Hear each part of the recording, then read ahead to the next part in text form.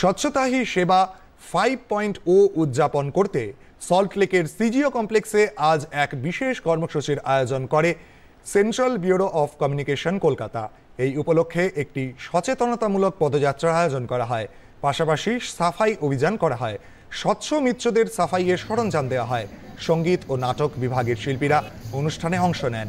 মায়ের নামে একটি গাছ রোপণের কর্মসূচির অঙ্গ হিসেবে পিআইবি কলকাতার অতিরিক্ত মহানির্দেশক জেন নামচু বৃক্ষরোপণ করেন। পিআইবি কলকাতা ও প্রকাশন বিভাগ কলকাতার কর্মীরাও এই কর্মসূচিতে অংশগ্রহণ করেন। গাছে কোন গাছে তুই ম্যাডাম पहले गंदा करो उसके बाद फिर